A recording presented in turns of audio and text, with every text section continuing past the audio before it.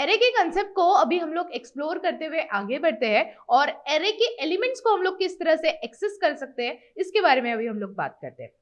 सबसे पहले जैसा कि हम लोगों ने एरे को समझा कि एरे क्या है। Array is a collection of similar types of element stored in contiguous memory location, right. जैसा कि आप लोग यहाँ पर स्क्रीन पे देख सकते हैं, मैंने यहाँ पे डेफिनेशन भी लिखी है, ठीक है। अभी हम लोग यहाँ पर बात कर रहे हैं कि हम लोग एरे के एलिमेंट्स को किस तरह से एक्सेस करने वाले हैं, राइट। अभी हम लोग यहाँ पर एक एग्जांपल कंसीडर करते हैं। मान लीजिए मैंने एक इंटीजर टाइप का वेरिएबल बनाया और यहाँ पर मैंने इस वेरिएबल में स्टूडेंट के मार्क्स को स्टोर किया, तो मैं इजीली इस वेरिएबल को एक्सेस कर सकती हूँ, राइट। बट वही अगर हम लोग एरे की बात करें तो यहाँ पर तो डेटा काफी सारा होगा एंड वेरिएबल का नाम एक ही है, तो हम लोग एरे के एलिमेंट्स को कैसे एक्सेस कर सकते हैं? तो सिंपल है, हम लोग यहाँ पर इंडेक्स का इस्तेमाल करेंगे और इंडेक्स का इस्तेमाल करते हुए हम लोग एरे के एलिमेंट्स को एक्सेस कर सकते हैं। बट ये कैसे कर सकते हैं ये हम लोग देख लेंगे। तो मैं अभी यहाँ पर लिख देती हूँ, we can access the elements of an array through index number, ठीक है। अभी हम लोगों को यहाँ पर ये तो पता चल गया है कि हम लोग एरे के एलिमेंट्स को इंडेक्स नंबर के थ्रू एक्सेस कर सकते हैं, राइट। तो हम लोग इसे किस तरह से करेंगे इसके बारे में भी अभी हम लोग बात कर लेते हैं। अभी आप लोग यहाँ पर नीचे देख सकते हैं, हम लोगों ने यहाँ पर C++ की बॉयलर प्लेट लाके रखी है और मैं यहाँ पर मेन फंक्शन के अंदर प्रेजेंट हूँ, राइट। तो मैं यहाँ पर जल्दी से एक एरे बना लेती हूँ। मैं इंटीजर टाइप का एक एरे बनाती हूँ जिसका नाम मैं रखती हूँ एरे एज, ठीक है। और हम लोग यहाँ पर साइज दे देते हैं 10, ठीक है। अभी हम लोग यहाँ पर क्या करने वाले हैं, स्टूडेंट्स की एज को स्टोर करने वाले हैं, राइट। तो मान लीजिए हमारे फर्स्ट स्टूडेंट की एज है 12, देन 14, देन 16, 17, 18, फिर 24, 26, ठीक है। तो कुछ इस तरह से हमारे स्टूडेंट्स की एज है। कुछ इस तरह से हम लोगों ने यहाँ पर स्टूडेंट की एज लिख दी है, राइट। तो अभी हम लोग यहाँ पर ये देखने वाले हैं कि हम लोग एरे के एलिमेंट्स को किस तरह से एक्सेस कर सकते हैं, राइट। जैसा कि हम लोगों ने थोड़ी देर पहले बात की कि हम लोग इंडेक्स नंबर के थ्रू इन्हें एक्सेस कर सकते हैं, राइट। तो हम लोग यहाँ पर जस्ट नीचे आएंगे, मैं यहाँ पर लिखती हूँ std, देन मैं यहाँ पर क्या करूंगी, cout लिख दूंगी। फिर हम लोग यहाँ पर हमारे वेरिएबल का नाम लिखेंगे, ठीक है। तो हमारे वेरिएबल का नाम क्या है, एरे एज, वो लिख दिया हम लोगों ने।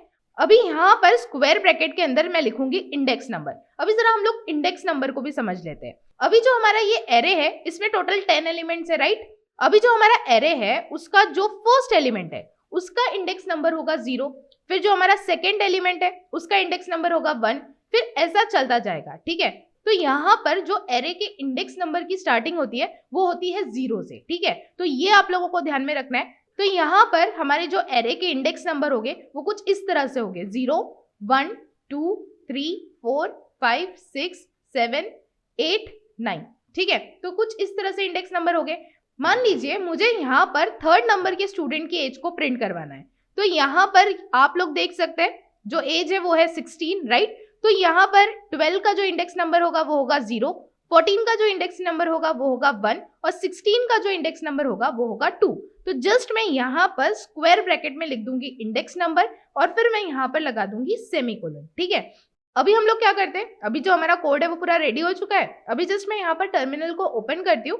हम लोग यहाँ पर लिखते हैं g++gyanipandit.cpp, ठीक है। इसके बाद मैं यहाँ पर अपनी exe फाइल का नाम लिखूंगी और आप लोग देख सकते हैं यहाँ पर 16 ये प्रिंट हो चुका है, यानी कि हमारे थर्ड स्टूडेंट की जो एज है वो प्रिंट हो चुकी है, राइट। तो हम लोगों ने कैसे एक्सेस किया है इसे हम लोगों ने इंडेक्स नंबर के थ्रू एक्सेस किया है। अभी हम लोगों ने यहाँ पर एक एलिमेंट को एक्सेस किया है, वैसे ही आप लोग यहाँ पर एरे में के किसी भी एलिमेंट को एक्सेस कर सकते हैं। अभी हम लोग क्या करते हैं, टर्मिनल को बंद कर देते हैं और मैं यहाँ पर ऐड करती हूँ कुछ स्पेस और फिर हम लोग यहाँ पर नेक्स्ट एलिमेंट को एक्सेस करते हैं, ठीक है। तो मैं यहाँ पे लिख देती हूँ std cout, देन हम लोग हमारे वेरिएबल का नाम लिख देंगे और इस बार मैं यहाँ पर क्या करती हूँ, 5th नंबर के स्टूडेंट की एज को एक्सेस करती हूँ। तो मैं यहाँ पर लिख देती हूँ 4, ठीक है, 0, 1, 2, 3 एंड 4, ठीक है। जो हमारे 5th नंबर का स्टूडेंट है उसकी जो एज है वो है 18, राइट। तो अभी हम लोग इसे एक्सेस करना चाहते हैं, तो मैंने यहाँ पर लिख दिया और मैं यहाँ पर ऐड कर देती हूँ थोड़ी सी स्पेस।